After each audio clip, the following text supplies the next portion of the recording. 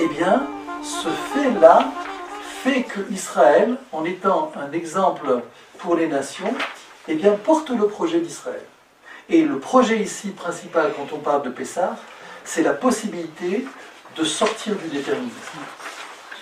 La problématique du monde, on va le donner peut-être, on va l'imager au niveau économique, c'est la problématique des crises économiques. Le monde ne sait fonctionner qu'en crise économique. On développe le marché boursier, les actions montent, et puis à un moment donné, ça explose. Le ballon prend une petite piqûre et il explose, et on redémarre. Alors évidemment, ça crée un marasme, ça crée de la pauvreté, ça crée des dégâts, c'est toutes les crises économiques que l'on a vécues, mais ça se passe toujours comme ça. Ça monte, des gens s'enrichissent, ça explose, ceux qui étaient pauvres deviennent encore plus pauvres, ceux qui réussissent à monter montent, et puis sans arrêt. On n'arrive pas à avoir un certain équilibre. La Torah vient nous dire qu'il est possible de sortir de ce déterminisme. Monter, descendre. La Torah vient nous dire que de toutes les dictatures que l'on a aujourd'hui, qui emprisonnent, qui génèrent toute cette violence, tout ce sang, on peut sortir de ce déterminisme. Comment on peut sortir? Pas avec des mots, avec un exemple. L'exemple, nous pouvons dire aux nations, je ne suis pas là pour te faire des leçons de morale, mais je suis là pour te dire, moi je suis sorti d'Égypte, je suis sorti d'Égypte pas sur le plan individuel, au niveau d'un peuple, toi aussi tu peux faire la même chose. Et en cela on rejoint c'était un élément de réponse. C'est-à-dire qu'il ne s'agit pas de sortir d'Égypte juste pour nous-mêmes, on voit bien aussi dans la réalité, c'est-à-dire que le développement d'Israël procure au monde un certain équilibre, est en train de proposer au monde déjà d'autres stratégies. D'un autre côté, et ça crée des conflits, je pense que ça sera le grand malheur de la nation arabe. Si les Arabes, les musulmans avaient compris quels avantages ils auraient pu tirer d'Israël, au lieu de se perdre dans la destruction et de perdre leurs ressources, si c'était allié avec le Ham Israël, mais le Moyen-Orient n'aurait rien à voir avec les États-Unis, avec le marché commun, l'Union européenne. Ça aurait été quelque chose de grandiose. Mais voilà, nous n'avons pas été capables de croire en nous-mêmes, et évidemment nos ennemis aussi. Est-ce que ça va être inversé, cette tendance-là? C'est en train de s'inverser, on le voit. C'est d'autant plus en train de s'inverser, c'est qu'on a le même cliché que le juif qui était en exil parmi les nations. Il vient déranger. C'est ce que disait la chanson de Pagani. On les embête, pour ne pas dire autrement. On vient avec Shabbat, on vient avec des valeurs, mais des valeurs qui ne sont pas individuelles, qui ne sont même pas collectives, qui sont universelles. Le problème, c'est qu'avant que ça soit universel, il faut que ça soit déjà collectif. Qu'il y ait des individus, comme tu l'exprimes, toi, c'est clair, à ton niveau. Alors, peut-être qu'ensemble, on peut faire quelque chose au niveau du collectif d'Israël, mais tu vois ce qu'il nous reste à faire au niveau du monde. C'est-à-dire qu'il faut être convaincu. Et un des éléments, justement, qui met en évidence que nous sommes convaincus, c'est la 5e coupe. Encore une fois, la 5e coupe est liée au retour d'Israël sur sa terre. Okay. Elle est fondamentalement liée au retour d'Israël sur sa terre permanente. Tant que ce n'est pas permanente, cette 5e coupe, comme le Beth Amikdash, elle est en haut. Est-ce qu'elle préexistait au départ? Et bien sûr, puisque la sortie d'Égypte s'est réalisée, on est rentré dans le pays. Donc elle avait nécessité même, obligation. Simplement, à partir du moment où nous oublions que la galoute c'est une punition, que la galoute c'est une souffrance pour nous et pour les nations, que nous perpétuons cette idée de galoute, eh bien, quelque part, on nie et on écarte cette réalité qui nous attend, qui est cette 5e coupe.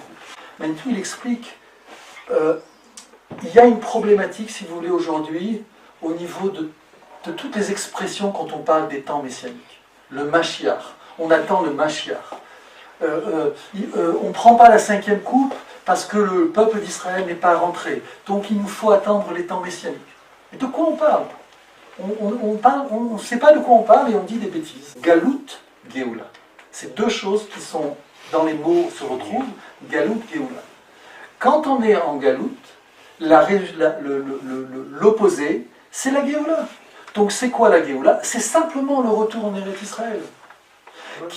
Le fait qu'il y ait d'autres étapes dans les temps messianiques, certes, ces temps messianiques, il y a un certain nombre d'étapes qui vont nous amener jusqu'à la fin de ce monde-ci et l'entrée dans le Olam Haba. Certes, il va y avoir la construction du temple, mais la Géoula, c'est simplement le retour en Eretz Israël. Derrière la notion de Géoula Shlema, tu introduis une notion qui n'a pas, qui sont les étapes qui viennent ensuite dans le processus messianique. C'est comme si tu me disais, la fin des temps messianiques, c'est le Beth Amikdash. Non, le Beth Amikdash, c'est qu'une étape. Je suis d'accord. Mais ça n'empêche pas que le fait que le retour d'Israël, c'est ça la Géoula. Maintenant, on peut analyser les choses. Il y a deux Géoulas. Il y a une Géoula de la tribu de Yehuda avec la tribu de Benjamin et la moitié de Manassé. C'est de cette Géoula dont on parle, je vous ramènerai. Cette Géoula, on voit bien que non seulement elle prépare d'autres événements, mais elle les pose, c'est ce qu'on a dit tout à l'heure. Mais on voit ici dans notre réalité que tout est posé. Les institutions sont posées, le pays est posé, les routes, tout existe.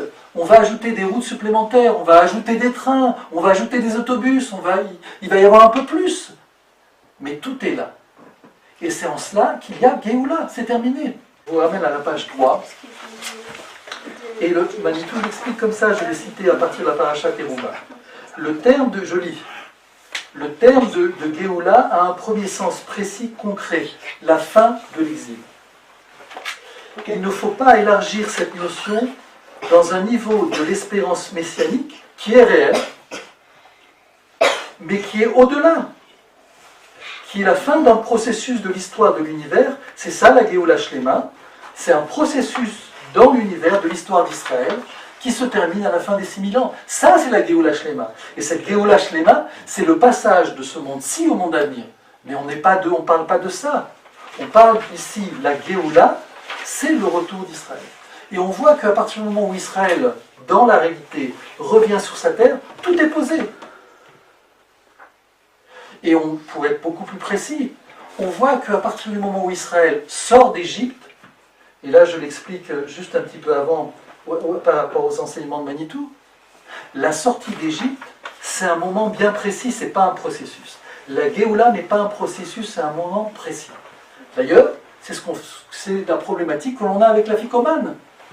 La ficomane, c'est un moment précis. Et c'est ça la Géoula.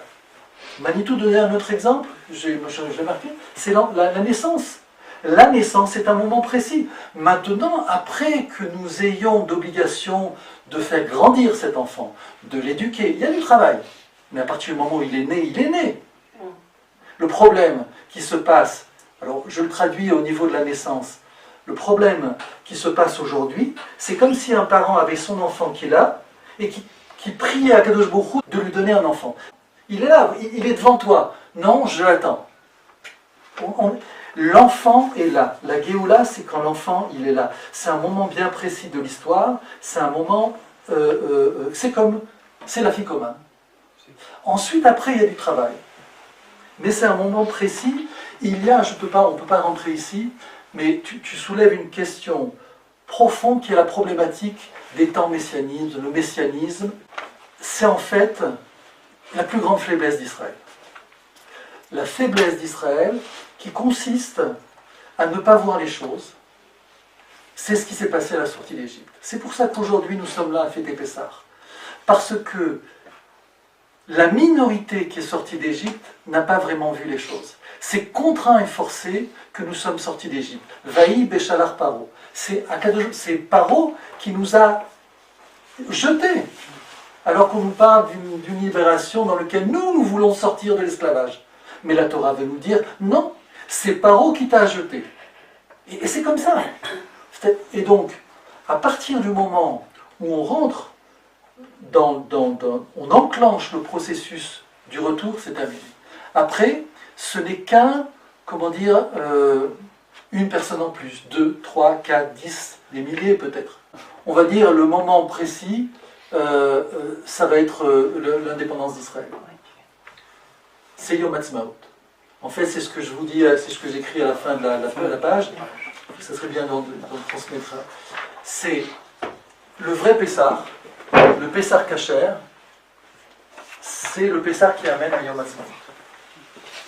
La 5e couple existe déjà. Exactement. Voilà. Elle est déjà dans la Gemara, elle est déjà dans le Shulchan Aruch, elle est déjà chez le Rambam, elle est déjà chez le Maharal. Il n'y a pas de chidouche ici, il n'y a pas de réinstituer. C'est une réalité déjà. Alors, ici, on peut se poser toutes les questions. Il y a deux problèmes. C'est que la réalité n'attend pas de réponse. On peut ne pas savoir, on peut se tromper, mais la réalité, elle, fait son chemin. Il n'y a qu'un couple qui a un enfant et qui ne s'aperçoit pas qu'elle a un enfant, elle peut dire oui, mais c'est pas vraiment le mien. Mille choses peuvent se passer. L'homme peut penser, sa pensée est illimitée. Et son erreur aussi, mais on la paye. Et qu'on peut tout penser. Mais aujourd'hui, il est impensable de ne pas penser que Israël est là. C'est le problème du peuple juif. C'est pour ça que nous sommes en problème aujourd'hui. C'est qu'on se pose des questions sur une réalité qui est évidente. Le pays est là. Akadosh Baruch Hu, parce qu'il n'y a que Akadosh Baruch Hu qui nous l'a donné. Ça n'a pas existé jusqu'à présent. Tous les grands d'Israël n'ont pas eu ce mérite d'être là, de voir les choses se réaliser. On a vécu les pires choses dans toute notre histoire. Par les exils, surtout ces 2000 dernières années. Et puis ça apparaît. Ça ne peut pas apparaître s'il n'y a pas Akadosh Baruch Hu. Et on voit que les choses, non seulement ont apparu, mais qu'elles sont solides, même si on ne veut pas. Nous avons eu le Harabaït, ce que nous ne voulions pas en plus. La guerre des 6 jours montre l'évidence que nous ne voulions pas nous battre et que nous avons obtenu ce qu'Akadosh Baruch Hu voulait nous donner. Mais le pire, et ça revient à les questions que vous avez posées, c'est que on ne voulait pas prendre le Harabaït. On l'a eu. Et bien même quand on l'a eu, on n'en a pas voulu. Ça a été très controversé. C'est tout le problème d'Israël. Akadosh Baruch Hu nous donne la bracha, mais on n'en veut pas. C'est la même chose au niveau individuel. Akadosh Baruch Hu nous donne la possibilité de réussir, mais on ne veut pas réussir. L'exemple qu'on donne, c'est la personne qui veut arrêter de fumer. Il vient, je veux arrêter de fumer. Très bien. Et la personne, elle en souffre tellement elle veut arrêter de fumer. Quand elle va découvrir qu'en fait, elle ne veut pas, parce que tout simplement, ça lui donne du confort, ça lui donne du bien-être, ça lui donne du plaisir, peu importe. Eh bien, cette raison-là qui fait qu'elle ne veut pas, c'est ça qui la bloque. Donc, nous ne voulons pas. Il ne faut pas se cacher les choses. Déjà, ici, marquer les choses telles que la Torah nous demande de nous exprimer, c'est ce 5e vers. De dire, tu nous as ramenés, on est là. Une personne qui arrête de fumer, elle a décidé en 1/10 de seconde. C'est la décision qu'il a prise, totale, d'arrêter. Cette décision totale va définir tout le reste derrière. Quand on intègre vraiment cette 5e couple, qu'on est là, on intègre certains principes qui vont déterminer un certain nombre de comportements qui vont suivre. Quand la personne décide d'arrêter de fumer, au moment où elle a vraiment décidé, tout ensuite va compter. Alors évidemment, il y a des petites choses, mais c'est ce qui va donner l'impulsion. Tant qu'on n'a pas cette impulsion, ça veut dire que ça va pas bouger. En fait, ça ne se passe que sur le plan collectif. C'est-à-dire que si ce n'est pas quelque chose qui est fait au niveau du collectif, ça ne peut pas. Donc c'est pour ça que cette 5e coupe est importante, parce qu'elle concerne le klal. Ça va venir. Aujourd'hui, vous voyez cette Agada, elle est exceptionnelle. Il n'y en a que quelques-unes, quelques centaines, je ne sais pas. Mais demain, il va y en avoir des milliers. C'est en train de venir. Simplement, qu'est-ce qui se passe? Le fait que nous tardons à réaliser les choses ne fait que faire plus de souffrance. C'est-à-dire, regardez la réalité. Le fait que nous hésitons encore dans certaines choses, mais ça aussi au niveau personnel. Vous le voyez, on a tous des fois des challenges, des défis. Le fait qu'on recule ces défis ne nous fait pas avancer, nous donne simplement un peu plus de souffrance. Jusqu'au moment où la souffrance est trop, et à ce moment-là on dit bon d'accord, cette fois-ci je vais le faire. Mais c'est ça, et c'est ça au niveau collectif. Tant que justement nous ne prenons pas conscience, parce que c'est au niveau de... C'est ce que fait le psy, vous savez très bien, c'est-à-dire qu'est-ce qu'il essaye de faire?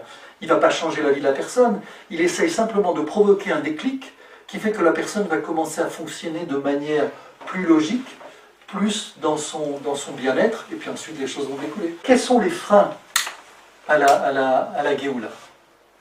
On voit que les freins à la Géoula, c'est nous-mêmes. C'est nous-mêmes au niveau individuel et nous-mêmes au niveau collectif. Mais cette problématique, elle vient de deux choses. L'une dont je ne parle pas, c'est l'assimilation.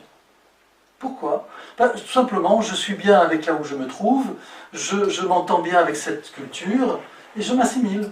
Donc je ne me pose même pas la question par rapport à Pessah, par rapport aux quatre coupes, c'est d'évacuer de ma vie, et donc je m'assimile. Ça, c'est ce qui va se passer dans la majorité des Hébreux qui vont être en Égypte, qui vont s'assimiler. Mais il y a une problématique